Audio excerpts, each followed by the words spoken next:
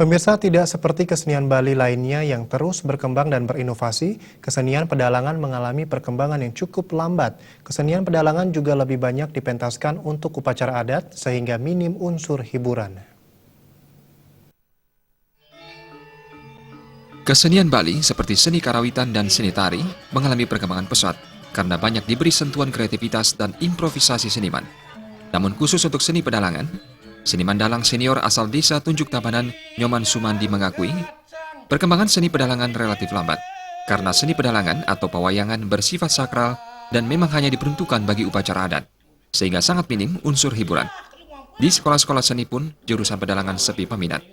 Mereka yang meminati seni pedalangan umumnya lahir dari keluarga dalang. Seni menurut Nyoman Sumandi, seni pedalangan sebagian besar dilestarikan seniman dari keluarga dalang dengan diwarisi secara turun-temurun. Kesenian dalang itu memang agak berat dan susah, tapi harus juga digiring anak-anak kita itu. Jangan diberinya, suruh belajar menari saja. Karena memang pengalaman kami sebagai orang SMKI, baik pada yang jadi guru, jadi kepala sekolah, memang anak-anak generasi kita itu lebih senangnya belajar menari saja. Nomor duanya belajar karawitan, gamelan, pedalangannya agak jarang. Ada, tapi ya ada kadang-kadang di kelas pedalangan 3 orang, 4 orang gitu.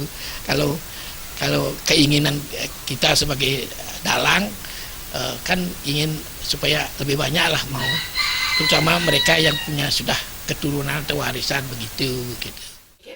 Melestarikan seni pedalangan, Nyoman Sumandi telah menurunkan ilmunya kepada anak cucunya.